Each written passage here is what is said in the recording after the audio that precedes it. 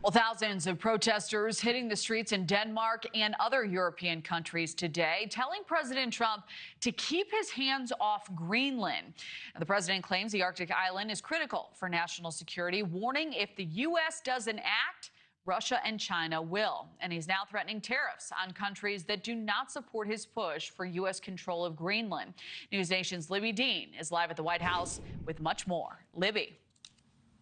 Kelly, the president once again turning to tariffs today as a tool to advance his foreign policy goals. And this time he's imposing a 10% tariff on 8 European nations. Those levies kicking in just over 2 weeks. And the president choosing those countries because they've strongly opposed the United States threats to acquire Greenland from Denmark. Now, the president writing that on February 1st, he'll be placing tariffs on some of the United States' closest European allies until, quote, a deal is reached for the complete and total purchase of Greenland. Those facing the tariff include Denmark, Norway, Sweden, France, Germany, the United Kingdom, the Netherlands, and Finland. A lengthy list there, and this comes as we saw foreign ministers of Denmark and Greenland. They were here in the United States this week for talks with Trump administration officials, the vice president being one of those, also meeting with members of Congress. And following those closed-door meetings, we saw the U.S. and Denmark really emerge with these differing messages. The U.S. was saying, we need Greenland. It's needed for national security, while Danish and Greenlandic officials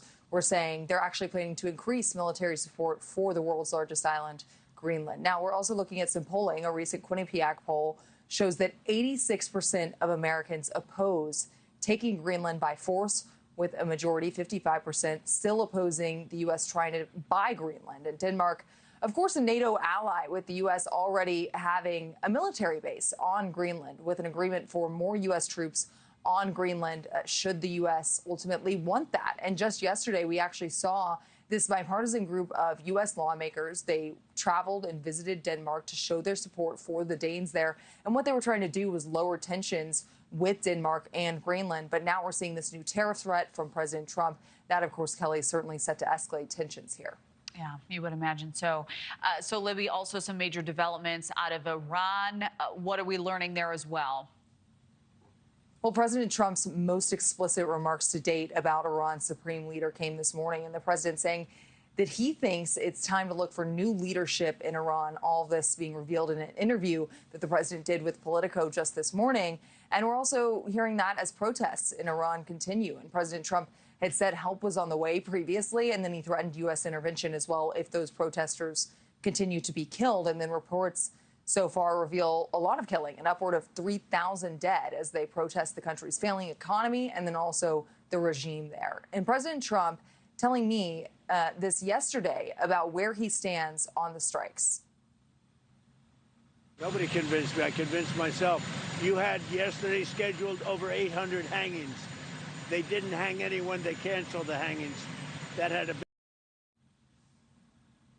Now, sources on the ground have told NewsNation, however, that Iranians are still being arrested and killed en masse, despite what President Trump just said there. And Iran's supreme leader, about this comment from the president, Iran's supreme leader has been in power for 37 years. And today he posted a series of very hostile messages toward President Trump, accusing him of riling up Iranians and ultimately making this bad situation, that, of course, being these protests, worse, according to him. And despite these escalating tensions, Kelly, that we've seen between the two leaders and President Trump calling for that regime change there, as of now, of course, we're seeing President Trump hold off on those strikes inside Iran.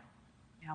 All right, Libbey Dean, thank you. Thank you for watching. Subscribe below and download our NewsNation app right now on your phone, and you will get fact-based, unbiased news for all Americans.